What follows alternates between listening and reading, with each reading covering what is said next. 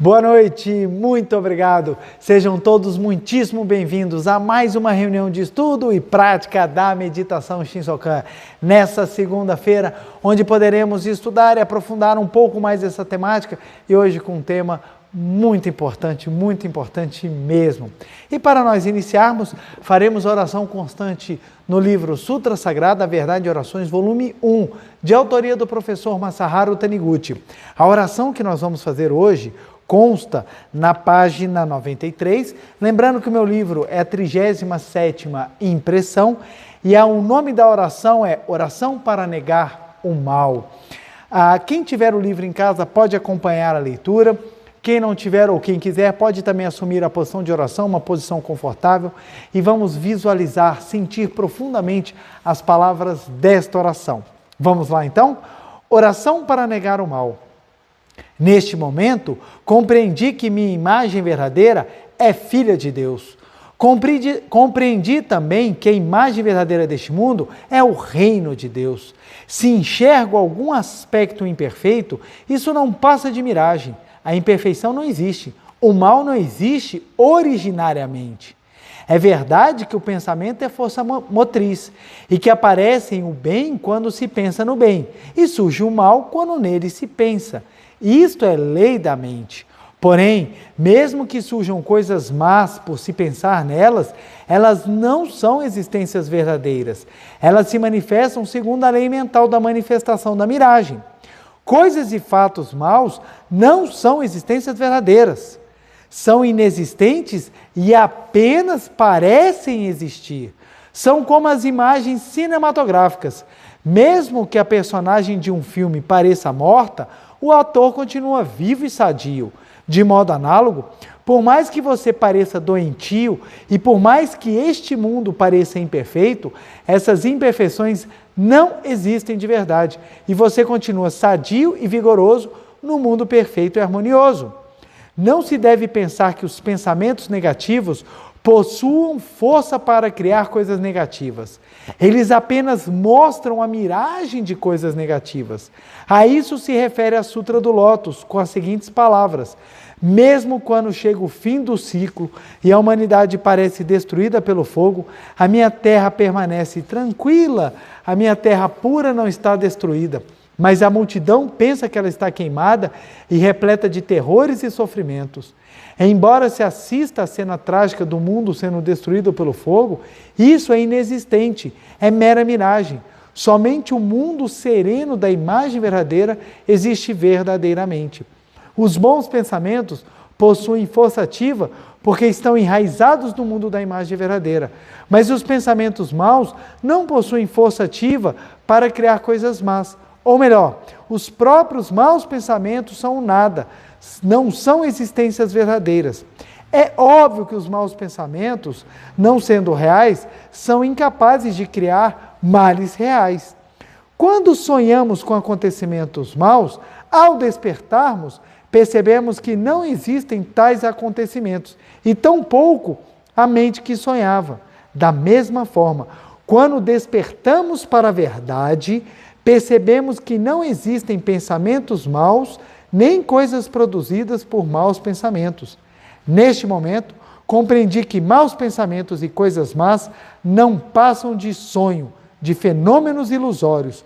Por isso, minha mente está em paz e em harmonia e vivo absolutamente tranquilo. Agradeço profundamente a Deus que me fez conhecer esta verdade. Muito obrigado, muito obrigado, muito obrigado. Essa é uma oração maravilhosa, profunda, que nós precisamos ler várias vezes para compreender as verdades profundas que o professor Masaharu Taniguchi traz. Por isso, eu aconselho e recomendo, leiam essa oração várias vezes para aprofundarem nessa consciência da inexistência do mal. Ok? Muito obrigado. Muito obrigado, muito obrigado. quero agradecer imensamente o carinho de todas as pessoas, de todos vocês que estão me assistindo nessa noite e que irão me assistir depois durante a semana, durante o mês e por aí vai. Meu muito obrigado.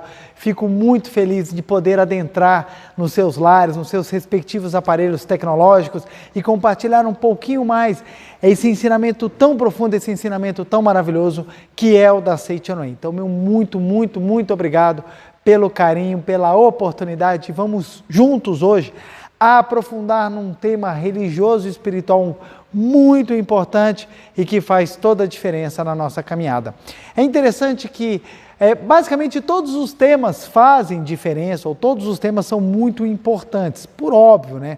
Porque se eles não tivessem importância ou eles fossem muito supérfluos, não seriam trazidos para uma palestra. Só que ora nós abordamos de uma forma, ora nós abordamos com uma outra perspectiva e às vezes nós falamos a mesma coisa, só que sobre visões ou aprofundamentos diferentes. Então o que acontece? Quem já acompanha há um bom tempo o canal da Meditação Shinsokan, ou quem mesmo acompanha o canal da Seichonoen do Brasil, sabe que muitas vezes o mesmo tema ele pode ser abordado por vários lados, vários ângulos e várias perspectivas e aprofundamentos. Então, às vezes a gente está falando sobre o amor, a gente fala sobre o amor numa perspectiva, mas isso não esgota o assunto. Outras vezes nós falamos sobre provisão, prosperidade, em determinada forma ou com uma determinada abordagem que, óbvio, não esgota o assunto. Então, graças a Deus, nós temos assunto para falar por muito tempo, muitas e muitas maneiras diferentes de abordar, e vira e mexe, eu trago ou eu volto a falar sobre algum assunto que eu já abordei, seja no ano de 2019, seja no ano 2020, ou até mesmo no finalzinho de 2018, apesar de que as palestras no finalzinho de 2018, elas estão com uma qualidade de som e imagem muito menores, porque na época nós estávamos começando, sequer microfone a gente utilizava. Aí tudo é aprendizado, aí depois nós fomos melhorando e hoje em dia a gente já consegue ter uma imagem, um som e apresentar um vídeo com um conteúdo maior.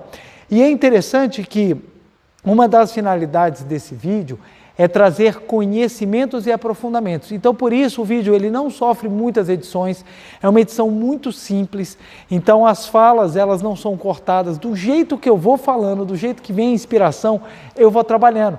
Então, às vezes tem erros de português, por óbvio, porque às vezes o meu pensamento, a minha fala não acompanha o meu pensamento. Então, na minha cabeça eu penso tudo bonitinho, está tudo certinho, mas às vezes a fala sai alguns errinhos, algumas coisinhas, come a palavra pelo meio, às vezes eu falo a palavra errada, estou achando que estou falando certo, isso é normal, faz parte. Como a minha intenção aqui não é demonstrar conhecimento, ou seja, não é um trabalho de vaidade, é um trabalho particular, pessoal, mas sim um trabalho de compartilhamento de emoções, vibrações e entendimentos espirituais, então achamos que é muito melhor a espontaneidade e a naturalidade, mesmo que ela venha com falhas, do que nós tentarmos apresentar algo que seja 100% perfeitinho, mas que não vibre. Porque se for ter muitas edições, nós vamos perdendo o fio da meada e aquela ideia, aquele momento de inspiração pode passar e eu não me lembrar depois. E acontece. É muito comum eu terminar a palestra e quando terminar, caramba, o que eu falei mesmo? Porque muita coisa é falada por inspiração. Então, para que nós não possamos, ou para que nós não percamos o fio da meada, então nós preferimos deixar ao natural, mesmo que as falhas sejam expostas, mesmo que eu tenha que depois assistir alguns erros, mas achamos melhor assim, porque nós soamos ou agimos de maneira muito mais natural e espontânea do que algo fabricado ou algo produzido. Então, o que acontece? Algumas vezes eu trago novos assuntos, outras vezes eu visito assuntos que já foram abordados para trazer uma nova perspectiva. E mais, algumas vezes nós repetimos assuntos exatamente para que fique gravado. Então tem coisas que a gente bate na tecla, e algumas pessoas que acompanham o canal podem pensar, poxa, preletor, mas se isso o senhor já falou 3 palestras atrás, ou o senhor já falou isso umas 15 vezes nas palestras. Mas lembremos-nos, todos os dias entram pessoas novas, todos os dias tem pessoas que recebem esse vídeo e só temos talvez aquela única chance para divulgar a verdade ou para cativar aquela pessoa e tocar o seu coração. Então, alguns assuntos, normalmente eu sempre bato na tecla, eu sempre falo exatamente para que essa palavra possa profundamente tocar o coração e ajudar as pessoas a mudarem a sua vida. E um detalhe, se nós podemos ouvi-las repetidas vezes, uma graça nossa, porque ela vai gravando cada vez mais o nosso subconsciente e transformando a nossa vida. Então, hoje nós vamos abordar um tema que eu já falei algumas vezes, mas hoje eu vou trazer um aspecto um pouco mais filosófico, que é a questão do apego. Como disse o nome da palestra, do desapego. Pois bem, a questão do apego, ela é trabalhada no pensamento filosófico, principalmente na sua vertente religiosa, há muito tempo. Há muito tempo. Há muito tempo se fala, é preciso desapegar, é preciso que nós nos despojemos das vontades, desejos e posses materiais para que nós possamos alcançar o reino de Deus. Então isso é trabalhado fortemente no budismo, isso é trabalhado fortemente pelos ascetas que buscam um aprimoramento por meio da autopunição. Isso é fortemente trabalhado em vários movimentos religiosos e no cristianismo também. Nós que viemos de um país, pelo menos quem está aqui no Brasil, o pessoal que nos assiste do Japão, aí já é uma outra questão, ou dos países asiáticos ali, mas não só eles, claro, gente, cada grupo de países, ou pelo menos cada região, cada continente, tem a sua história e tem a sua formação. Então, quem está na Ásia tem uma familiaridade muito mais com o budismo do que normalmente com o cristianismo, porque lá você tem uma raiz budista, em que pese você tenha também países extremamente islâmicos, onde o Islã, ele domina, ou ele é pelo menos a religião com o maior número de adeptos. Mas, independentemente disso, tanto o Islã, quanto o cristianismo, quanto o budismo, quanto o judaísmo, ele trabalha a questão do desapego. E o desapego é fundamental. Cada vertente religiosa trabalha o desapego numa determinada quantidade, ou numa determinada qualidade. Uns trabalham mais fortes e são muito mais incisivos nesse ponto e outros não. Alguns até deixam de lado, nós temos hoje em dia umas vertentes cristãs que sequer fala de desapego, pelo contrário, ela fala muito de apego. Então trabalha na doutrina do apegar-se ao que tem. Então seria o seguinte, você só é abençoado se você tiver. Se você não tiver, você não é uma pessoa abençoada. E isso gera apego. Mas antes de entrarmos nessa seara, entrarmos nessa conversa, nós vamos entender então o porquê é tão importante o desapego e por que nós vamos falar hoje de desapegue. Desapegue, exatamente para que você possa entender o caminhar da vida e o trilhar do despertar espiritual. Para isso, hoje eu vou utilizar o livro A Verdade da Vida, volume 13. O livro A Verdade da Vida, volume 13, faz parte da coleção A Verdade da Vida, composta de 40 volumes, e este livro ele fala exatamente sobre ética, parte 1. Eu sou apaixonado pelo volume 13 e o volume 14, que vão falar sobre ética, parte 1 e ética, parte 2. Então é maravilhoso, são livros assim que nós devemos estudá-los sempre, sempre, sempre. E o professor Masaharu Taniguchi, o meu livro, gente, deixa eu já até adiantar aqui, ele é a 2ª edição, e na página 90, o professor Masaharu Taniguchi traz para a gente um profundo ensinamento sobre o desapego. A origem da falta de liberdade do ser humano. Este é o título do capítulo. E o professor Masaharu Taniguchi começa.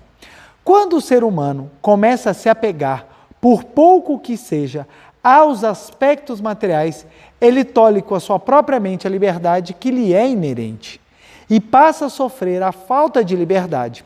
A discórdia também é uma faceta da falta de liberdade. Isto é, quando a liberdade intrínseca do todo é tolhida, surgem discórdias. Isto é comparável ao que ocorre com as engrenagens de um relógio.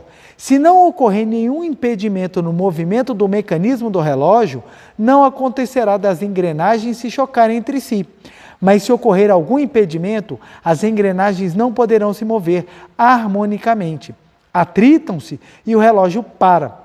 Esse atrito resultante da perda de movimento livre e harmônico é que constitui a discórdia. Olha que profundo, e nós vamos trabalhar um pouquinho esse assunto e aprofundá-lo. Vamos lá. Vamos lá. Então, esse assunto vamos trabalhar o apego. Vou botar aqui, ó. O desapego. Como é importante nós compreendermos o apego. Vamos lá.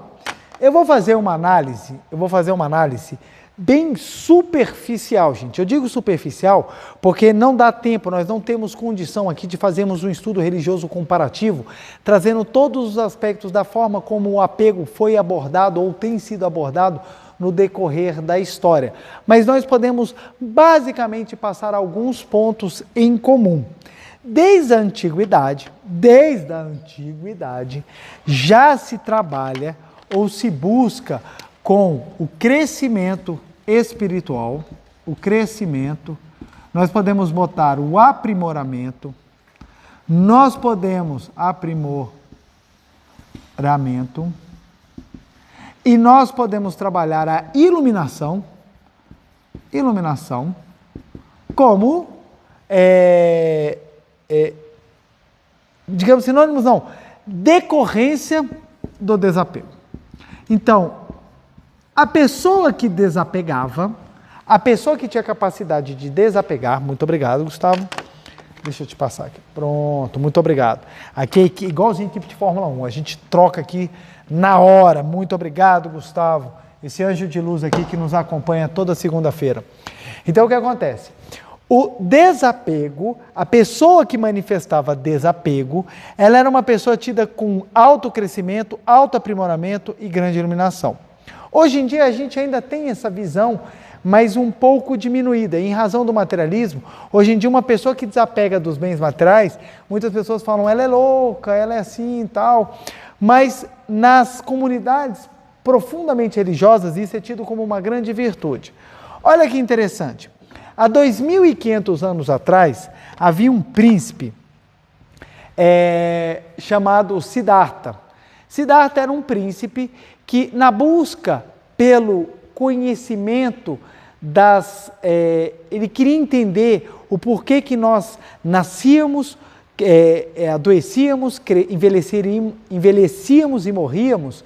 Ele, na busca para entender isso, ele abre mão do reino, porque ele era o príncipe herdeiro e o pai dele deu tudo para ele, e ele foi na busca pela verdade e ele desapegou da família, da esposa, do filho, do título de príncipe, das riquezas e viveu peregrinando como asceta, se torturando, buscando entender a verdade até que ele desperta e se torna o iluminado, que é o nome dado a Buda. Buda significa o desperto, o iluminado. Então, Sakyamuni se torna Buda no momento em que ele se ilumina após um ato de desapego. Santos também, tidos pela doutrina cristã, também fizeram isso. Então você tem São Francisco de Assis, que abriu mão de todos os seus bens, dizem que saiu até nu, correndo. Jesus Cristo, que também, sem apego a nenhum bem, simplesmente se tornou um homem revolucionário que mudou a história da religião, ou pelo menos a história da humanidade, por meio dos seus ensinamentos que tiveram um cunho religioso muito forte. Então observa, você tem do pensamento dominante Oriente ao Ocidente, o próprio Muhammad, que meditou durante muito tempo nas cavernas. Ele era filho, ele foi um comerciante muito rico na época, e ele também abre mão dessa riqueza para buscar ensinar o Islã, ensinar as palavras de Alá no Alcorão pelos desertos. Então ele tem uma capacidade de unificação impressionante ao povo, porque nos desertos ali da região da Arábia Saudita, ali, bem naquela região abaixo da Europa, lateral da África, então ao lado da Ásia, então bem naquela região ali, Você tinha povos muito nômades, muito separados e eles politeístas. E Mohammed tem a capacidade de, por meio das meditações que ele realizava nas cavernas, ir unificando os povos por meio do pensamento de um Deus único, que era Allah, do qual ele levaria ao paraíso se você tivesse veneração, se você tivesse o pensamento elevado a ele. Muito parecido com um pensamento também monoteísta cristão. Se você for parar para pensar, o cristianismo ele surge como um grande movimento forte dentro da Judéia, invadida por Roma, e Roma tem uma tradição politeísta herdada dos gregos. Então, ou seja, os gregos não tinham Estado, eles se acomodavam em polis, que eram cidades-estados. Essas cidades comungavam de deuses comuns e esses deuses formavam formavam o céu, né? O Olimpo, né? Onde Zeus era tido como o maior de todos os deuses e ele comandava os demais deuses. Ele era o soberano perante os demais deuses. E essa cultura herdada pelos romanos, eles alteram os nomes de muitos deuses, mas as características continuam as mesmas. Zeus vira Júpiter, e assim Roma continua com a ideia politeísta, até que o cristianismo ganha força. Um dos imperadores vê uma grande oportunidade de unificação ainda maior no Estado romano por meio de uma religião única, e ele implementa o cristianismo como religião oficial. Os cristãos param de ser perseguidos e o pensamento de que adorar um Deus único era salvação para as pessoas ganha grande força. A mesma coisa Mohammed fez mais ou menos no século V, quinto depois de Cristo. Ele pega mais ou menos, não foi no século V, não, foi mais depois, lá pelo ano 1000, agora me fugiu a data, graças a Deus aqui não é uma aula de história, mas é somente para trazer o contexto histórico para nós entendermos os surgimentos. O budismo há 2.500 anos atrás, o cristianismo há 2.000 anos atrás, e o islamismo, se não me falha a memória, ou se eu não estiver equivocado, há basicamente uns 500, 600 anos atrás. Ele é o mais recente, ele é o mais novo dos 3 grandes movimentos que eu acabo de citar, ou das 3 grandes religiões. Então o que acontece? Em todos eles é trabalhada a ideia de desapego. Só que o desapego, dependendo da forma como você o enxerga, ele vai gerar um determinado nível de crescimento, aprimoramento e, vamos dizer assim, uma iluminação.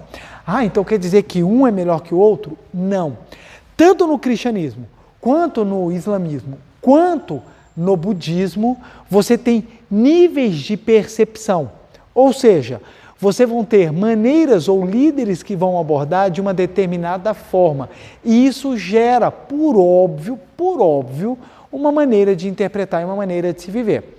O que eu quero dizer? O desapego, ele é importante sim, mas ele precisa ser trabalhado na sua origem, ou seja, ele precisa ser trabalhado com a visão correta. Por quê? Senão vai gerar a seguinte distorção. Vamos lá. O desapego, deixa eu trocar de lado aqui, para nós podermos trabalhar aqui. Olha só. O desapego,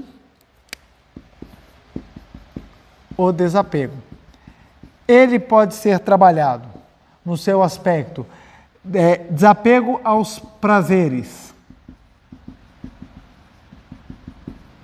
desapego aos bens, ao que é material, e o desapego à vida comum. Você vai observar que você encontra isso tudo, em todos os movimentos. Vamos lá, o desapego aos prazeres. Então, o desapego aos prazeres, ele pode ser trabalhado nas suas facetas nos demais movimentos. Então, por exemplo, no budismo, nós temos que sublimar os desejos porque os prazeres são tentação. No cristianismo, os prazeres são coisas advindas do diabo e que, se nós sucumbirmos perante eles, herdaremos o inferno para o resto da nossa existência. No islamismo, o mármore do fogo do inferno estará nos esperando se nós sucumbirmos perante os prazeres. Então, ou seja, você vê, pede-se para trabalhar o desapego, precisamos desapegar dos prazeres, Mas aí vem a pergunta, por quê? Uma vez uma jovem fez a seguinte indagação para mim. Preletor, na minha linha religiosa, o meu líder lá fala que se eu buscar os prazeres, eu estou pecando, eu estou sendo jogado para o inferno. Eu falei, sim, e ela? Então me explica uma coisa, se o prazer é tão ruim, é algo tão abominável, por que Deus fez tão gostoso? Aí eu falei, faz todo sentido. Ela falou, se é um trem tão horrível, tão medonho, por que foi tão gostoso? Devia ser ruim. Aí até aquela analogia da comida, né? Por que não fez o alface engordando e o hambúrguer emagrecendo? Por que não é a pizza que emagrece? Imagine se fosse o contrário. Olha, você está ruim assim, você está com uns quilinhos a mais porque você está comendo muita alface, tomate e pepino. Você não pode mais comer isso, você está proibido. Agora a sua dieta é pizza, hambúrguer e sorvete. Aí você, não, mas eu não quero, eu adoro alface. Não, mas agora você só vai comer pizza. Pode escolher o sabor que você quiser, o tamanho que quiser e detalhe, com a borda que você quiser. Imagine se fosse o contrário. Então ela falava exatamente, o raciocínio dela era esse. Pô, caramba, se Deus criou o mundo, então por que Ele não fez o prazer como a dor, para eu fugir da dor, e ficar com prazer para curtir? Por que o prazer é só depois, quando for para o paraíso? Por que eu tenho que vir nessa vida para ser tentado pelos prazeres? Olha só que interessante, então ela estava raciocinando dentro disso. A linha religiosa dela falava, os prazeres são coisas ruins. Então você tem que ter desapego perante os prazeres. Aos bens materiais, ao que é material, você tem que ter desapego. Então, na doutrina católica, principalmente na abordagem franciscana, trabalha-se muito a ideia, é mais fácil entrar É mais fácil passar um camelo no fundo da agulha do que entrar um rico no reino dos céus. E detalhe, esse buraco de agulha, gente, não é agulha de costura não, viu, gente? Porque quando a gente pega na tradução, é mais fácil passar um camelo pelo fundo da agulha. Aí você imagina a viagem do cara. Como é que o cara olhando uma agulha de costura, o cara pensa em passar um camelo? Não é isso não. Isso é o seguinte, as muralhas, na época, na antiguidade, elas tinham buracos por onde passavam os pequenos animais, cachorro, gato. Esses buracos não passavam um camelo, que o camelo era muito alto. O nome desse buraco é fundo de agulha, fundo da agulha. Então é esse buraco que a Bíblia está se falando, não é agulha de costurar não. Tem pessoas que falam assim, nossa, mas que viagem, velho, passar um camelo num buraco de uma agulha. Você não passa nem formiga, você não passa nem passarinho, quanto mais um camelo. Então eram buracos, ficavam no muro das cidades por onde passavam os animais. O camelo, como é alto e ele não consegue dobrar muito as pernas para andar, então o camelo não conseguia passar. Então o trecho bíblico fala, é mais fácil passar um camelo pelo fundo da agulha, ou seja, algo impossível, do que entrar um rico no reino dos céus. Por que o rico não pode entrar no reino dos céus? Porque o rico tem bens materiais. Então você tem que desapegar. Aí você teve a doutrina da vida desapegada, da vida sem os bens, da vida desprovida dos bens materiais, que essa é uma vida feliz, é uma vida realizada, uma vida espiritualmente desejável. Aí nós viemos com a mesma pergunta. Ora, se é tão ruim ter, então por que nos é dada a possibilidade de ter? Aí nós caímos nessa mesma discussão. E por último, o que é bem mais raro, muito comum em regiões como o Himalaia, por exemplo. No Himalaia, na Índia, por exemplo, você tem muito esse tipo de maneira de desapego, mais rara no Ocidente, mas não que não exista, mas ela é mais rara, mas você vê muito em ênfase no Tibete, muito na Índia, muito ali naquela região perto das grandes montanhas da Terra, que é a vida em comum. A pessoa, ela abre mão, ela desapega da vida comum e vai ser um ermitão.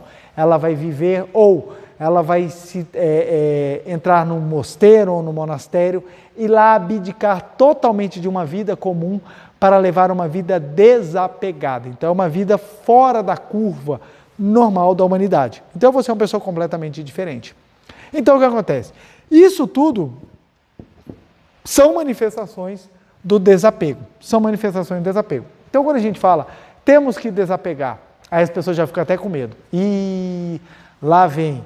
Vai falar que eu não posso sentir prazer. E lá vem. Vai falar que eu não posso ter bens materiais. E lá vem. Tem que falar que eu tenho que levar uma vida fora do comum, eu não posso ter uma vida normal. Quando a Seichonoye, com o seu pensamento iluminador e observando a verdade que está imanente em todas as grandes religiões, ela consegue fazer uma análise profunda e real do que é realmente o desapegar. O que realmente é na vida religiosa o desapego? Como eu tenho que trabalhar o desapego? Então observa só, o desapego na Seichonoye, ele é além das formalidades materiais. Por quê? Quando fala dos prazeres, os prazeres estão aonde? Na carne. Quando fala dos bens materiais, os bens materiais estão aonde? Na matéria. Quando fala da vida comum, a vida comum está aonde? No mundo fenomênico. Ou seja, tudo relacionado ao mundo em que nós estamos projetados como corpo carnal. A Seichonoye, quando vai trabalhar o desapego, ela trabalha o desapego num aspecto superior. Como é que ela trabalha o desapego no aspecto superior? Por um detalhe que é sutil, mas é muito profundo. É porque a Seichonoye separa quem é real de quem é ilusório. A Seichonoye separa o homem imagem verdadeira do homem fenomênico. A Seichonoye separa a verdade da ilusão. Então, ou seja, existe o homem imagem verdadeira e existe o homem manifestado. Então, o homem imagem verdadeira é um ser espiritual, é um ser absoluto, é um ser maravilhoso, é um ser perfeito, criado à imagem e à semelhança do Pai, como narrado no livro de Gênesis, capítulo 1, versículos 26 e 27. Deus estava no sexto dia, quando Ele criou o homem, a sua imagem e semelhança, e o fez homem e mulher. Criou o ser humano, fez a sua imagem, homem e mulher, e no versículo 28, e fala, e olhou sua criação e disse, tudo é muito bom. Então, no Gênesis, capítulo 1, já está a descrição desse homem imagem verdadeira. No capítulo 2 do Gênesis, vem a criação do homem manifestado, que é exatamente o homem feito do pó da terra, em que Deus soprou a sua vida, soprou o fôlego da vida em suas narinas, conforme descrito no capítulo 2, versículo 7, e lá no versículo 21, 22 do Gênesis, fala que foi retirado, Deus impôs a Adão um sono profundo, porque falou, não lhe convém ficar só, e tirou da sua costela e fez Eva, a primeira mulher. Aí você fala, mas pera lá, por que criou o homem no capítulo 1 e também criou o homem no capítulo 2? É porque já no livro de Gênesis, um livro antigo, tem-se pelos historiadores que ele foi ficar pronto na sua versão mais próxima do que nós conhecemos, por volta do ano 535 a.C.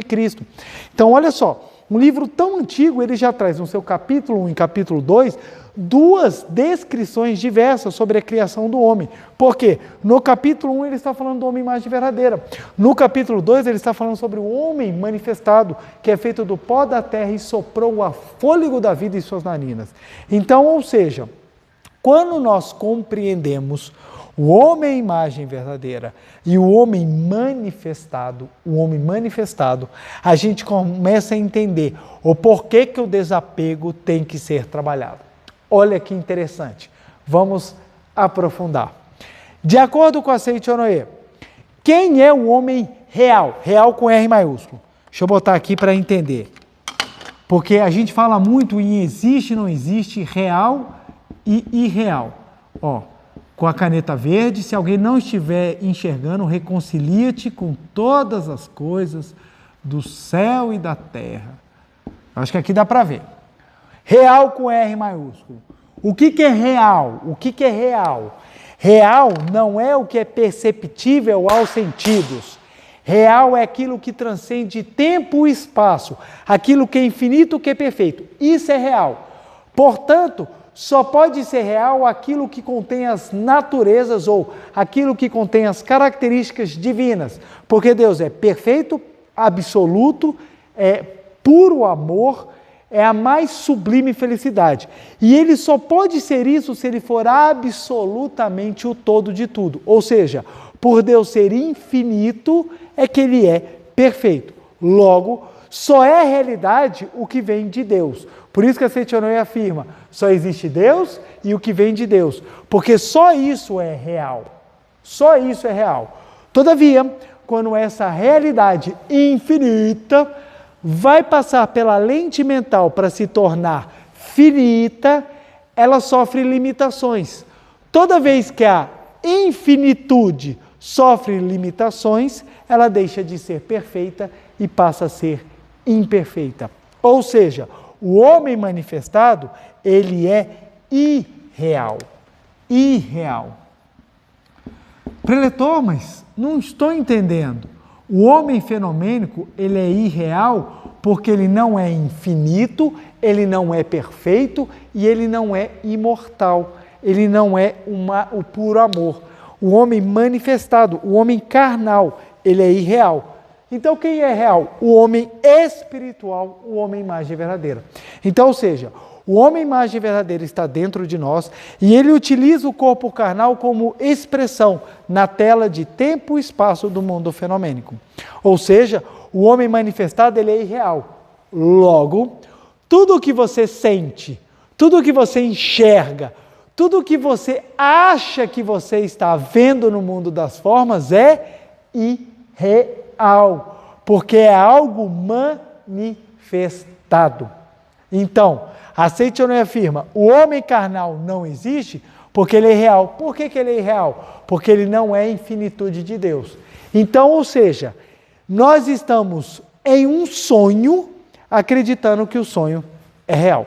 Por isso que quando o mestre fala na oração para eliminar, para ter a convicção da inexistência do mal, o mestre fala exatamente isso, que o mal que nós enxergamos é como se fosse um sonho. Quer ver? Vou trazer esse ponto aqui, que ele cai muito bem, muito bem. Olha só o que o professor Masaharu Taniguchi fala.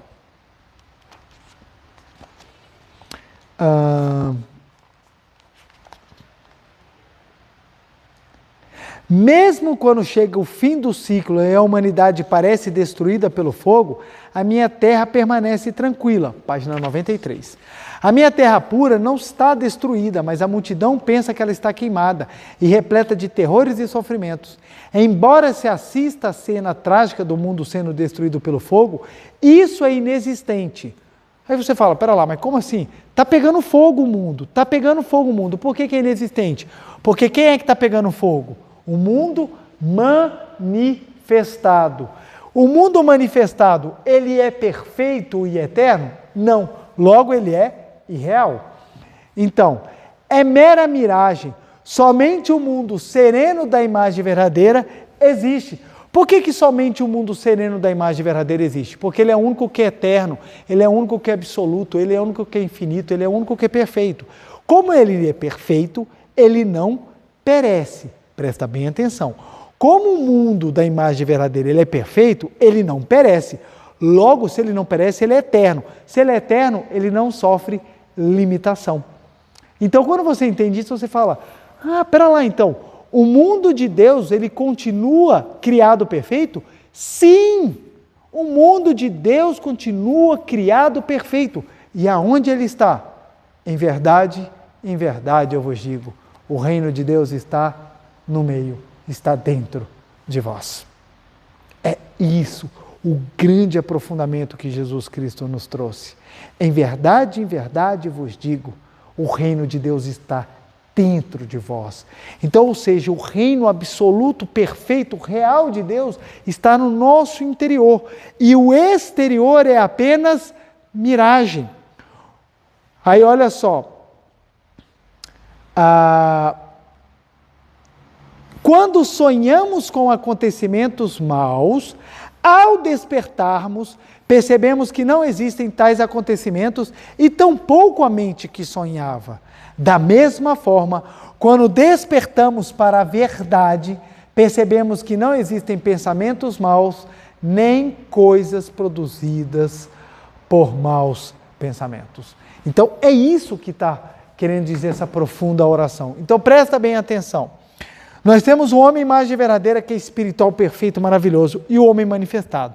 Como o homem manifestado ele é irreal, todas as projeções dele também são irreais. Então o que acontece? Toda vez que o homem manifestado ele se prende a alguma coisa, ele perde a natureza livre dele. Gente, o homem real ele é absolutamente livre. Ele está dentro de nós. Ele está trabalhando para que ele se manifeste cada vez mais na nossa vida. Toda vez que o homem carnal se prende a alguma coisa, ele se apega, ele perde a liberdade originária. Isso é uma coisa de conhecimento milenar na humanidade. Mas os sábios tentaram exprimir isso das mais variadas formas e gerar as mais diversas interpretações. Então as pessoas tentam trabalhar o desapego a fim de que o homem volte à sua liberdade originária. Antigamente as pessoas não sabiam. Se você for parar para pensar, voltemos a 2000 anos atrás. Jesus veio no meio do deserto, todo mundo analfabeto, o pessoal com trabalho de pescador, de artesão, carpinteiro, todo mundo analfabeto. Não se tinha cultura, não se tinha estudos, não se tinha YouTube, não se tinha Wikipédia, não se tinha televisão, não se tinha podcasts, não se tinha palestras acessíveis, fáceis. Hoje em dia todo mundo sabe de tudo, porque todo mundo fica assistindo tudo de tudo, não aprofunda, fica todo mundo superficial, mas todo mundo sabe de tudo. Aí o que acontece? Não tinha. Como é que vocês acham que Jesus ia explicar mecanismos psicológicos, mecanismos de travamento, de gravação de pensamento? Não tinha. Se Jesus Cristo tivesse chegado há 2000 anos atrás e falado assim: queridos irmãos, a matéria a qual cobre o corpo carnal dos senhores é apenas projeção dos seus pensamentos mentais, logo vocês são apenas uma máquina na qual o Espírito se utiliza, o seu Espírito, que é na totalidade, utiliza-se para projetar, e isso ele faz por meio da lente mental, da qual você acumula os pensamentos, e à medida que eles são purificados, você vai manifestando cada vez mais a sua imagem originária. Eu acho que ele era crucificado na primeira semana, ele não tinha nem tempo de pregar o Evangelho. Primeiro que o pessoal olha, o que esse cara está falando, é doido, crucifica. Então como é que Jesus utilizou? Parábolas, histórias, para trazer profundas verdades. E isso foi feito desde os pensamentos Vedas, de 1800 anos atrás. Na Índia, o pessoal já vem trazendo esses aprofundamentos grandiosos. Então, o que acontece? Tentaram se explicar como é que nós vamos ensinar o desapego para que as pessoas voltem à sua liberdade original de filho de Deus. E começaram dos mais variados modos. Infelizmente, o que vingou mais foi o do medo, do terror, do pânico e da tragédia. Temos que ter desapego porque é tudo coisa ruim. E não é isso. O prazer não é ruim. Porque se fosse ruim, ele não era tão gostoso. Os bens materiais não são ruins. O problema não está nos bens. A vida comum também não é um problema. Não é um problema. Você pode ter a vida comum e se tornar um grande iluminado na humanidade. Você pode ter bens e se tornar um grande iluminado na humanidade. Você pode sentir prazeres e ser um grande iluminado na vida. Então, qual é a finalidade então do desapego, preletor? Se nós temos que desapegar porque ensinam isso, aí que vem o pulo do gato e o grande ponto que a Seichonoye traz. O desapego não é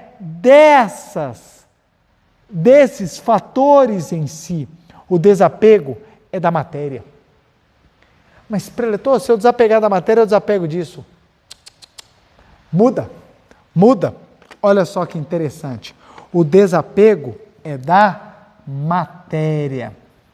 Por isso que a Seichonoye vem de uma maneira corajosa, única, forte e incisiva e afirma: a matéria não existe. Preletor, como é que você fala que a matéria não existe? Aqui, eu estou dando um tapa na minha mão, eu estou sentindo a matéria. Como é que ela não existe? Vamos filosoficamente analisar. Eu não estou falando que você não percebe a matéria.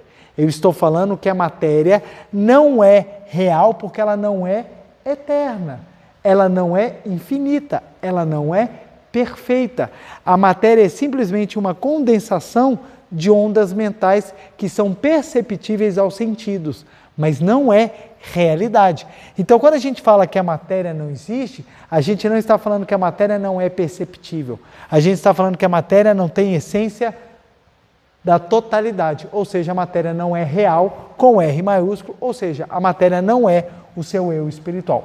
Quando você compreende, pera lá, então o meu homem, esse ser carnal aqui, ó, tá vendo? Esse João que eu estou apertando aqui na frente da câmera, ele não é real, ele não é real. Preletor, eu estou te vendo, como é que você fala que você não é real? Você está aí na telinha.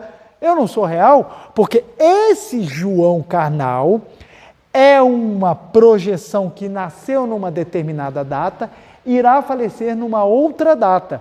Portanto, se ele tem início e fim, e ele sofre as vicissitudes e as alterações kármicas, ele não pode ser absoluto e perfeito. Logo, ele não é real. Então, aonde está o meu eu real? Está no meu âmago. É a minha imagem verdadeira que pulsa constantemente. Essa imagem verdadeira é meu eu real. Então, ou seja, eu paro para pensar e falar, então quer dizer que esse eu carnal não é minha totalidade? Não. Quando você entende isso, você fala, então a minha totalidade ela é espiritual? É. Então você começa a trabalhar a busca pelo seu eu espiritual e os prazeres, os bens e a vida comum começam a se purificar. E por que eles começam a se purificar? Porque você começa a desapegar. Como o mestre falou na oração, mesmo que o mundo aparenta cheio de crueldades, eu fico tranquilo, porque no mundo real está tudo tranquilo. Então você começa a desapegar.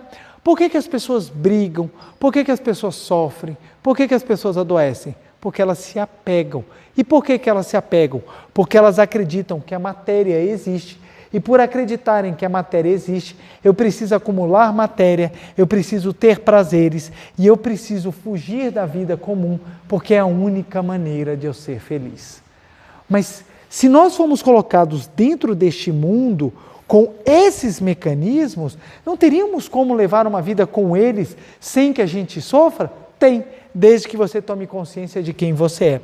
Quando você descobre que você é um homem espiritual, você entende que tudo isso aqui tem uma finalidade também espiritual. Quer ver um exemplo? Quando você toma consciência que você é filho de Deus, você também toma consciência que o outro é filho de Deus. Logo, se o outro também é filho de Deus, eu não posso usá-lo simplesmente para saciar a matéria. É necessário que venha sentimentos profundos juntamente com os momentos de contato. Então, os prazeres passam a ser algo para vivificar e não algo para explorar. Aí você desapegou do prazer, mas você não deixou de sentir prazer. Olha que sutil, você desapegou do prazer, mas você não deixou de sentir prazer. Por quê? O prazer ele passa a ter uma conotação muito mais elevada do que simplesmente saciar a matéria. Você come, vamos imaginar, você come 2 quilos de comida por dia. É tanta comida que você dispensa o talher, você vai com a cara na comida assim, você come, fica presa a comida na sua sobrancelha, no seu cabelo, você come que nem um bicho. Aí você come aquele prato. Quando termina, aquilo é uma cena que não agrada. Por que não agrada? Qual o problema, Preletor? Eu gosto de comer 2 quilos de comida.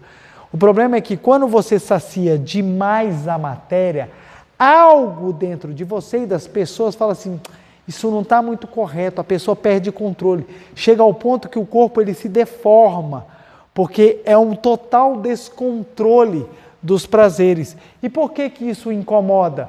Porque no fundo, você sabe que os valores espirituais não estão sendo trabalhados. Como os valores espirituais não estão sendo trabalhados, e sim a da matéria, isso gera apego. Então a pessoa que é apegada a comer, ela perde a liberdade. A felicidade dela fica dependendo da comida. E ela acaba comendo até se prejudicar. Então olha que interessante. Quanto mais a pessoa tem a visão voltada na matéria, mais apego ela tem. Mais apego. Quanto mais a pessoa tem a visão voltada no seu eu verdadeiro espiritual, mais desapego ela tem. Mas ambos vivem uma vida normal. Então, olha só, vida comum. O casal se une em matrimônio e eles estão lá. levando a vida em comum, trabalhando a vida, e eles precisam construir a sua vida, até porque eles pretendem ter filhos, trazer novos espíritos para o aprendizado na escola terra. Então eles têm uma vida comum. Ele sai para trabalhar, ela sai para trabalhar, eles têm os seus respectivos ordenados, eles têm as suas dificuldades, eles têm os seus bens, vai lá, ele compra o seu carrinho, compra o apartamento e vai lá trabalhando para amealhar os seus bens, e eles têm os seus prazeres, seja numa saída, seja num contato, independentemente disso. Uma vida comum. Dependendo do foco em que esse casal basear a sua vida, eles vão ter uma vida material apegada de sofrimento ou uma vida elevada de profunda felicidade. A mesma vida, a mesma vida. Por que dá essa diferença? Quando você tem essa concepção do seu homem espiritual, você busca a manifestação no mundo fenomênico para a glória de Deus. E o que significa para a glória de Deus? Não é que você vai ter os bens e falar, lá, meu Deus é melhor que o seu, meu Deus me deu um carro.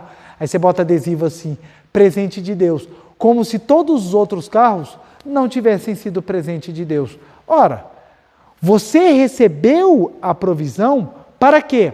Para se apegar a ela ou para elevar-se espiritualmente? Olha que pergunta bacana. Aí você começa a olhar, gente, para que eu tenho roupa? Para que eu tenho as coisas? Para que eu tenho olhos? Para que eu tenho ouvido? Para que eu tenho boca? É para manifestar ainda mais o meu eu espiritual ou para me apegar à matéria? É por isso que se ensinava, ou se ensina desde antigamente, é preciso desapegar. O ponto que ninguém estava conseguindo entender há um bom tempo é que desapegar do quê? Desapegar da ideia de que a matéria existe. Porque enquanto você estiver apegado com a matéria, meu amigo, você vai só perder liberdade. E quanto mais você perde liberdade, mais você sofre. Mais você sofre. Você junta dinheiro, alguém vai pegar meu dinheiro. Aí você fica com medo. Perdeu a liberdade, perdeu a felicidade. Ora, se o dinheiro veio para você possibilitar crescimento, para possibilitar, manifestar, ajudar as pessoas, quando você se apega à matéria, meu amigo, você se apega ao medo, você perde a liberdade, aí você tem dinheiro e sofre porque tem dinheiro, continua sofrendo. Sofria quando não tinha, quando conseguiu, sofreu porque perdeu. Quando juntou, sofre porque tem medo de perder, e assim você continua eternamente sofrendo. É por isso que eu vejo pessoas que, mesmo crescendo materialmente, continuam com os mesmos sofrimentos de quando começaram a caminhada. Por que isso? Por causa do apego. O apego retira a liberdade. Retirou a liberdade, vem o sofrimento. Vem o sofrimento. Casei com a mulher maravilhosa, casei com o homem maravilhoso, estou lá, todo feliz, porque consegui encontrar o cônjuge. Se o seu pensamento for um pensamento material, você vai achar que o cônjuge é seu. Toda vez que ele fizer alguma coisa que você não gosta, você vai sofrer. Aí você e ele, ao invés, você e ela, né, no caso, ou você e ele, no caso, vocês vão acabar levando uma vida de sofrimento, porque mesmo tendo conseguido a graça de casar, o apego à matéria gera o sofrimento. Então, observa o importante, o quanto que é importante desapegar. A gente pode trazer todos os exemplos. Quero ter um filho. Se você se apegar ao seu filho, você sofre.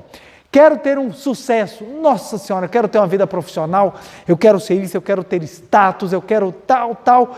Aí você corre. Quando você conquista, você tem medo de perder. O apego, quando tem apego, você perde a liberdade e você sofre. Então, tudo que você olhar vai gerar apego. E aquilo que gera apego, por que gera apego? É na crença de que a matéria existe.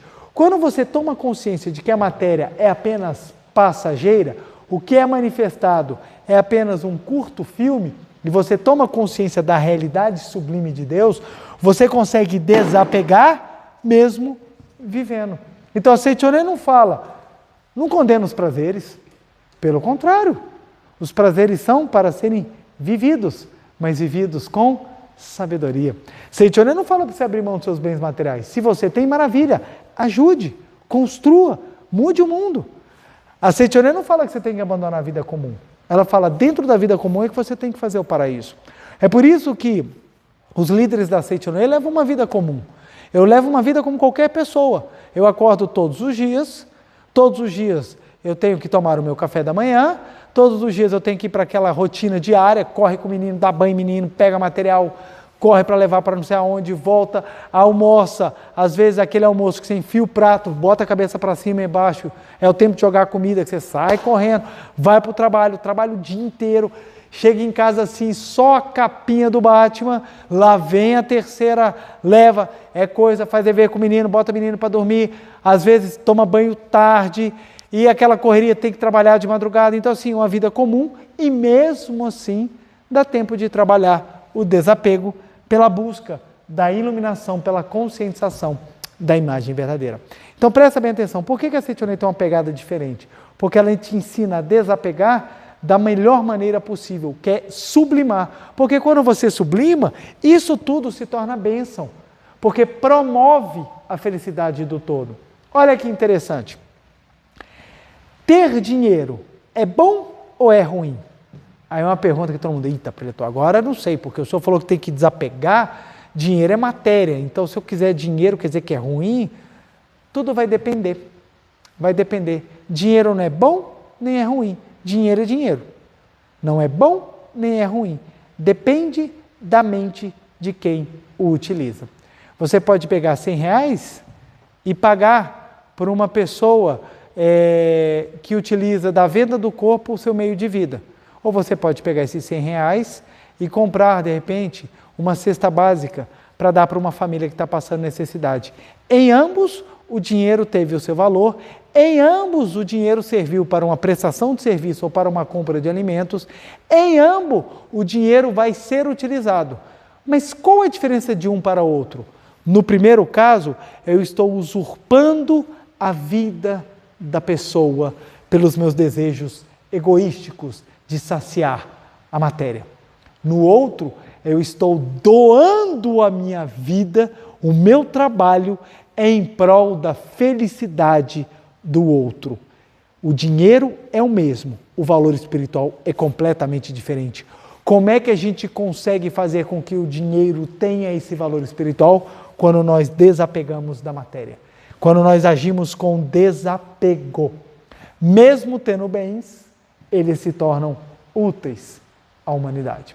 Tem pessoas que têm conhecimento, inteligência e grande capacidade, que ao invés de usar para o bem de todos, vai usar para dar golpe na internet, para passar mensagem te enganando, para clonar cartão de crédito, para fazer um monte de coisa. A pessoa tem conhecimento, ela é muito inteligente, ela veio com dádivas assim fantásticas, só que como ela está apegada à matéria e ela quer buscar nos bens os prazeres só dela, ela não vê escrúpulos nenhum, não vê problema nenhum em enganar os outros, em causar sofrimento aos outros para saciar os seus desejos. No momento em que você toma consciência que você é filho de Deus, que você é perfeito e maravilhoso, você fala, meu irmão também é perfeito e maravilhoso. Então você vai pegar a sua inteligência, o seu talento, a sua capacidade e utilizar para engrandecer o seu irmão. Aí você, inclusive, não se apega sequer a status. Não lhe interessa. O que me interessa é a capacidade de servir. A felicidade, gente, da humanidade advém dessas pessoas que, anônimas, vão se encaixando em determinados momentos e vão sustentando uma corrente do bem que vai levando felicidade ao maior número de pessoas. Enquanto nós estamos aqui assistindo essa palestra, no mundo inteiro nós temos milhares de pessoas que estão fazendo boas ações, só que elas são anônimas e não são divulgadas. O que é divulgado é somente o que é ruim. Então a gente começa a achar que o mundo só tem crueldade, só tem maldade. Mas neste momento, muitas pessoas agora estão sendo felizes e estão praticando o bem, pela consciência que elas estão tendo, mesmo que inconsciente ou mesmo que sem querer, de que algo dentro delas é maior do que simplesmente a matéria. É por tal motivo que uma vida espiritual é uma vida mais realizada e feliz. Preletor, por que o senhor é feliz? Porque eu busco uma vida espiritual. E o que é a vida espiritual? Em resumo, tomar consciência da minha imagem verdadeira, eliminar ou diminuir a ideia de que a matéria existe, para que eu tome tome consciência ainda mais da realidade do meu eu real e que isso se torne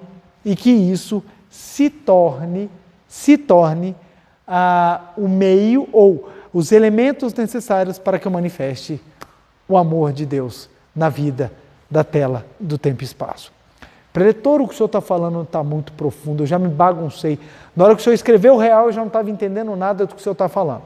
Vamos resumir? Simplesmente é o seguinte: quando você entende que você é espírito, a matéria não mais altera, a matéria não mais seduz, a matéria não é mais o seu objetivo de vida. Se você acredita que é feliz quem tem a beleza ao seu lado, os prazeres ao seu dispor, dinheiro para gastar e não conseguir mais, que consegue levar uma vida sem trabalho, no ócio, bebendo, fumando, fazendo tudo o que quer na hora que quer, uma pessoa feliz, você está redondamente enganado. Quem se prende aos prazeres, aos bens e foge da vida comum, não alcança a verdadeira felicidade. Porque a verdadeira felicidade está em você pegar o que aparentemente está separado e unir. A isso se dá o nome de amor. A verdadeira felicidade está em manifestar o amor. E só conseguimos manifestar o amor numa vida espiritual.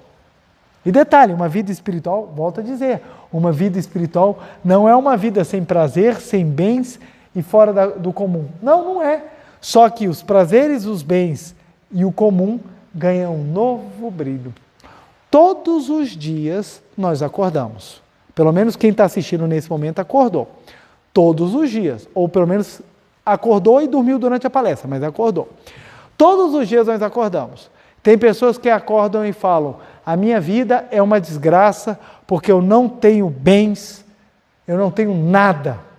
E tem pessoas que acordam e falam assim: muito obrigado, Deus, por eu poder enxergar, por eu poder escutar, por eu poder respirar, por eu ver essa manhã maravilhosa e ter a oportunidade de me aprimorar mais um dia.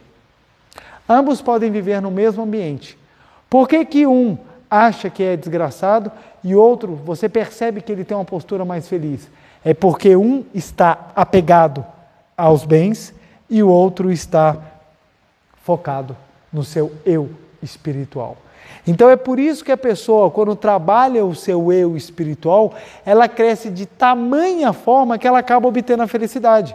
Não é à toa que já na Bíblia Sagrada, voltando a citar novamente os ensinamentos cristãos, no Evangelho de São Mateus, capítulo 6, versículo 31 a 33, diz: buscai em primeiro lugar o reino de Deus e a sua justiça, e as demais coisas lhes serão dadas por acréscimo.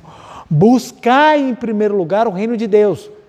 Espera lá, eu já falei, o reino de Deus está dentro de vós, o reino de Deus está dentro de nós. Então, espera lá, eu tenho que buscar o reino de Deus que está dentro de mim. E quando eu busco o reino de Deus, as demais coisas lhe serão dadas por acréscimos. Por quê?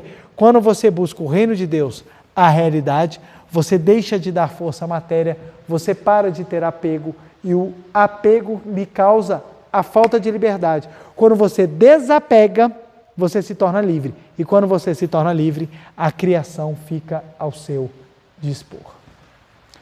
Preletor, é isso mesmo.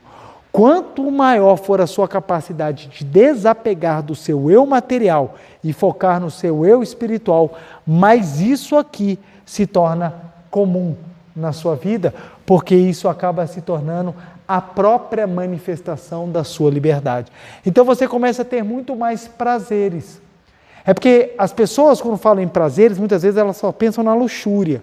Mas o prazer de você acordar, o prazer de você respirar, o prazer de você viver, o prazer de você ter saúde, o prazer de você ter harmonia, inclusive os prazeres de você desfrutar também o amor a dois, nada impede, é abençoado. O ato é tão maravilhoso que é o único ato humano que gera vida. Por quê? Porque dentro desse prazer está a sublimidade de levar felicidade ao outro. Olha a diferença. Quantos casais têm problemas relacionados a essa parte porque tem apego? O outro existe para me dar prazer. E na hora que você entende que é um ato a dois, de manifestação do amor de forma concreta, você, pela compreensão de que você não é um ser carnal, você pensa, não, eu quero proporcionar felicidade ao outro. Quando você entra numa disputa que cada hora, os dois ficam disputando quem faz o outro mais feliz, não tem como de não ser bom, não tem como não ser bom. E mesmo que não esteja bom, vão se trabalhar para se tornar bom. Vão se trabalhar para se tornar bom. Uma vez, uma jovem virou para outra e falou assim, olha, antes de casar, você tem que fazer o test drive. Os entendidos que me compreendam. Você tem que fazer o test drive. Como você vai saber se na hora do casamento vai ser bom? Ora, meu amigo, se isso fosse verdade, todo mundo que tivesse feito o test drive estava até hoje casado. Digam-se os artistas de passagem, o casamento duraria. Mas todo mundo fala, isso não segura casamento. Por que não segura casamento?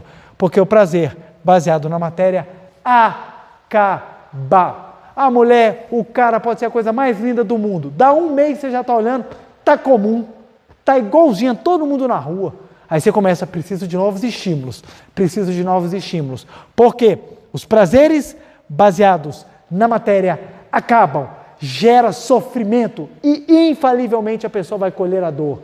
Por quê? Porque Deus está punindo? Não!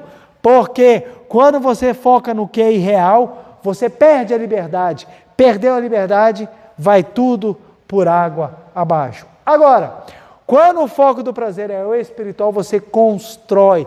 Quando você constrói a união, mesmo o tempo passando, mesmo a beleza já não sendo mais aquela de outrora, há algo dentro que vibra, há algo que faz a diferença, há algo que transforma a nossa vida.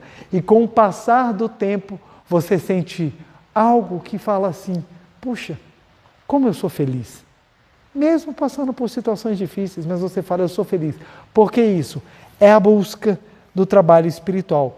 E o trabalho espiritual, ele vem por meio do desapego à matéria. A matéria. Por isso que a Seitione não condena prazer, bens, nem a vida comum. Não condena, pelo contrário, ela fala, viva-os, e viva-os dignamente, viva-os como verdadeiro filho de Deus. Aí vem a grandiosidade. Por que a meditação Shinsokan é tão importante, vocês batem tanto na tecla na Seitione? Porque se nós não meditarmos para compreendermos a realidade, a gente não vai conseguir desapegar da matéria. É por isso que muitas vezes as pessoas entram, não só na Seitione, em qualquer movimento religioso, elas entram buscando Deus porque elas esperam um milagre, mas o milagre é material, não é espiritual. A pessoa não espera aprimoramento, como eu falei na palestra passada, o segredo para mudar. A pessoa não espera o aprimoramento, ela não espera o crescimento e o despertar, ela espera que ela ganhe matéria. Aí se ela ganhar matéria, Deus é top, rapaz, Deus é tudo de bom. Se ela não ganhar matéria, se Deus não dá bom, essa religião não presta. Porque no fundo, a pessoa ela entrou, não é porque ela quer desapegar do eu material, é porque ela, pelo contrário, ela está tão apegada que ela está apelando para qualquer coisa. Qualquer coisa que o Senhor me disser, preletor, eu faço porque eu quero curar meu corpo, eu quero resolver a desarmonia, eu quero obter prazer, o que o Senhor me falar. Porque no fundo, a pessoa está apegada. Toda vez que você tem apego, você sofre porque você perde a liberdade, inclusive é o seu corpo carnal. Enquanto a pessoa está, eu tenho que me curar, eu tenho que me curar, eu tenho que me curar, o que ela está afirmando? Eu sou matéria, eu sou matéria, eu sou matéria. Ela vai ficar apegada ao corpo. Toda vez que o corpo mudar, ela acha que está perdendo e ela acaba sofrendo. No momento que a pessoa desperta, eu sou um ser espiritual, eu sou um ser espiritual. Eu adoeço? Nunca, nunca. O meu corpo pode, o meu corpo adoece. E eu? Jamais. E se meu corpo morrer? Morre a matéria, mas é a minha essência? Jamais.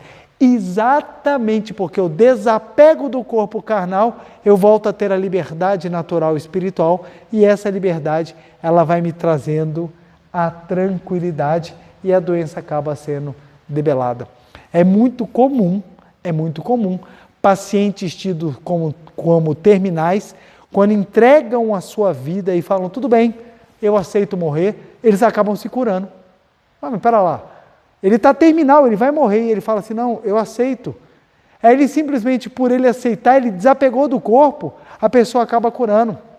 Antigamente, as pessoas tinham um exercício profundo de fé porque não tinha uma medicina tão avançada. Então, chegava no lugar, o médico falava assim, não tem o que fazer. Então, eles faziam votos para santos, eles faziam promessas e as pessoas acabavam curando. Por que a pessoa curava? Ah, porque a promessa veio o santo. Não, não. Pode até acontecer isso, mas o principal é o seguinte, quando a pessoa entregava a vida do seu ente amado, a sua própria vida, e falava, seja-te feita a vontade de Deus, ele desapegava do eu material, manifestava o seu eu espiritual e a liberdade voltava à tona. Então presta atenção, falar rapidamente que o nosso tempo já está bem apertado, todo o apego à matéria gera sofrimento.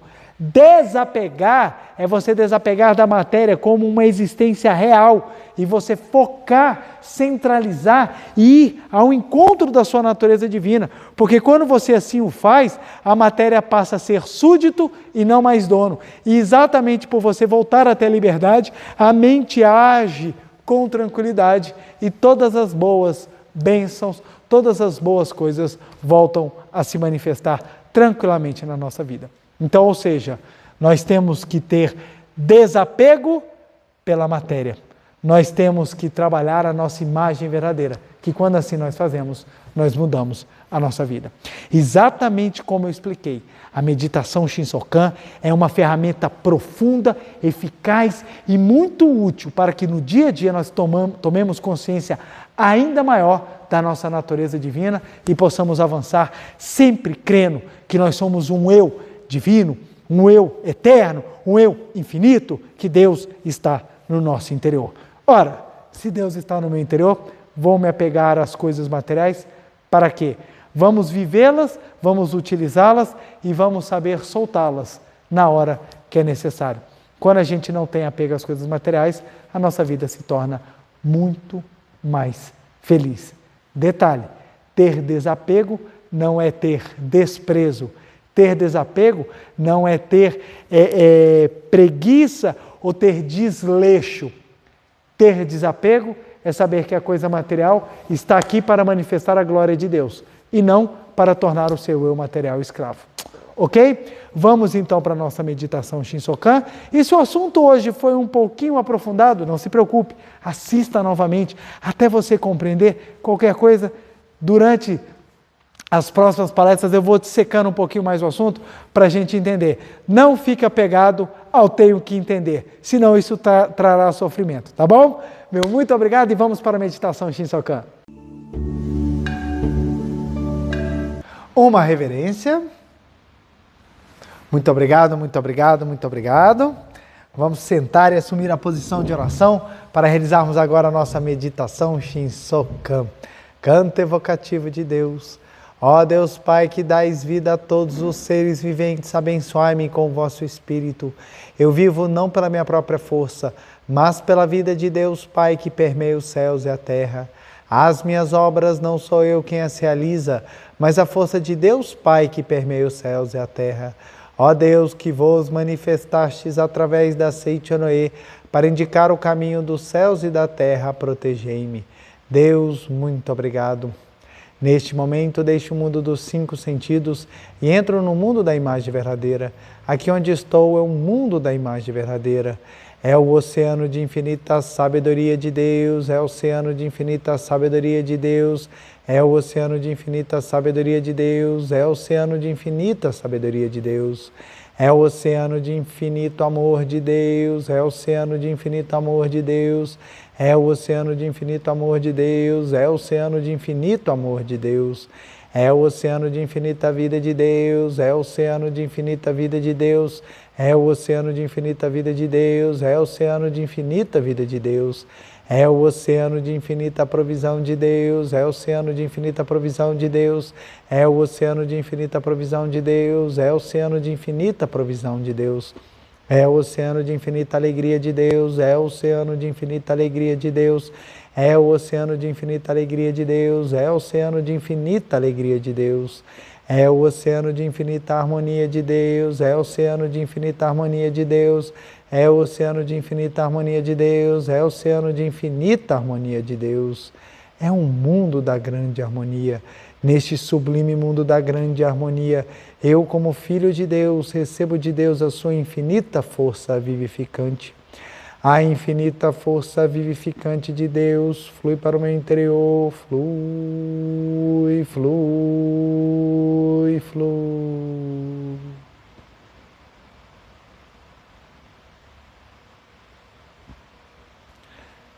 Pela luminosa força vivificante de Deus, sou preenchido, sou vivificado, sou preenchido, sou vivificado, sou preenchido, sou vivificado, Deus. Muito obrigado. A infinita força vivificante de Deus flui para o meu interior, flui, flui, flui.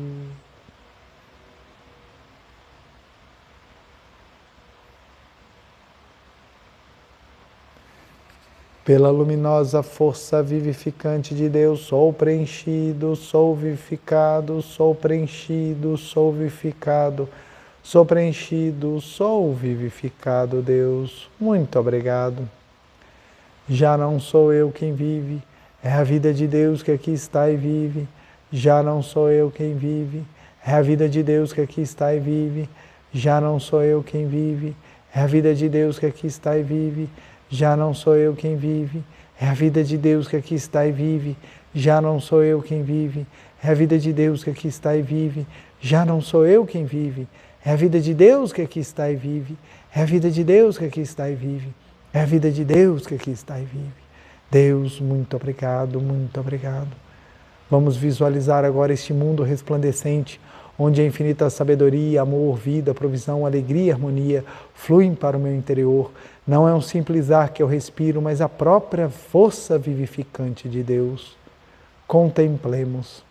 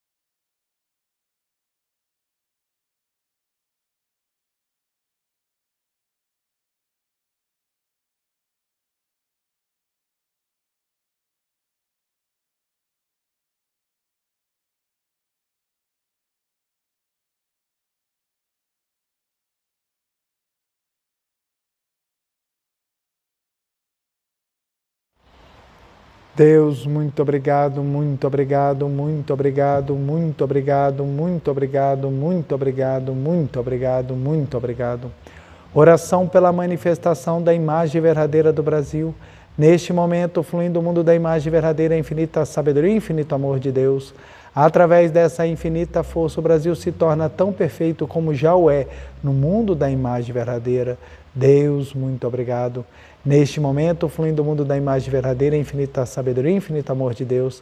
Através dessa infinita força, o Brasil se torna tão perfeito como já o é no mundo da imagem verdadeira.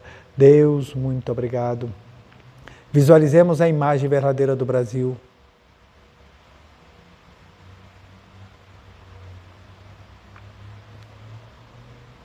Oração pela paz mundial.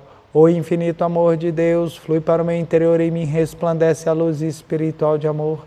Esta luz se intensifica, cobre toda a face da terra e preenche o coração de todas as pessoas com espírito de amor, paz, ordem, convergência para o centro. O infinito amor de Deus flui para o meu interior e me resplandece a luz espiritual de amor. Essa luz se intensifica, cobre toda a face da terra e preenche o coração de todas as pessoas com espírito de amor, paz, ordem, convergência para o centro. Deus, muito obrigado. Visualizemos a paz mundial.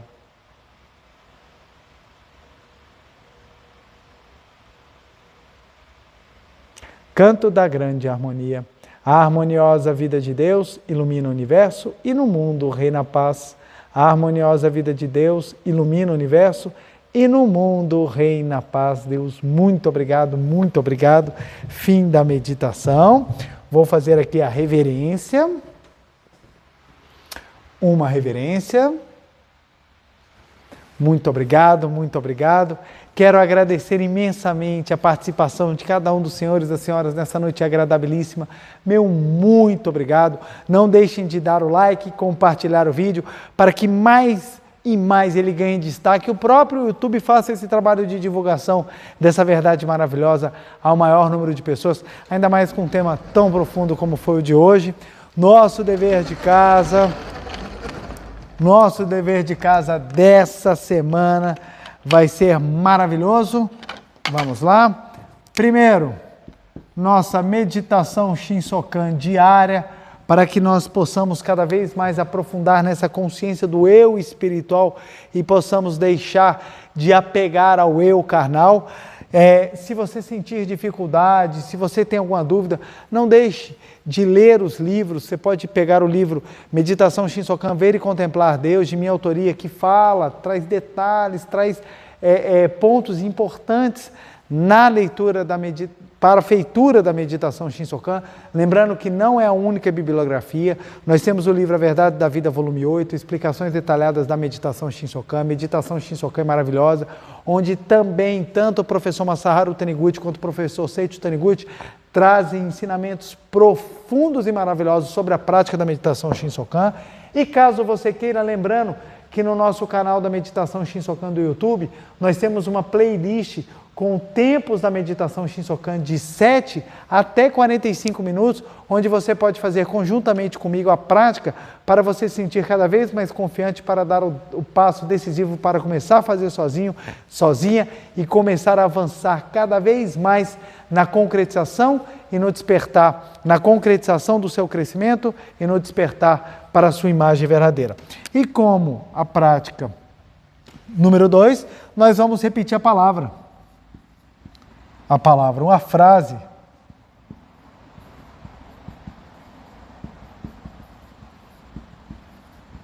Sou um ser espiritual, sou vida. Vida aqui, gente, com V maiúsculo. Vida aqui com V maiúsculo. Por quê? O que significa esse V maiúsculo? Significa que a vida é imanente do universo. Não é simplesmente essa vida da projeção fenomênica. É a vida infinita, é a vida que flui, a vida perfeita, a vida de Deus. Então, sou um ser espiritual, sou vida. Sou um ser espiritual, sou vida. Sou um ser espiritual, sou vida. Isso vai te ajudando a perder o medo. Isso vai te ajudando a você superar, a você suplantar essa ideia de que sou um corpo carnal e você começa a tomar consciência da sua grandiosidade espiritual e isso te ajuda muito. não só a você lidar melhor com a vida e as aparentes dificuldades fenomênicas, mas também para você tomar consciência de quem você é realmente na essência. Então, vamos repetir aí umas 400 vezes por dia? Sou um ser espiritual, sou vida, sou um ser espiritual, sou vida. Vamos juntos ter uma semana abençoadíssima, com muitos trabalhos, muitos despertares e principalmente com a consciência de que sou um amado e uma amada, filho de Deus, filha de Deus. Um beijo no coração, feliz semana e até segunda-feira que vem.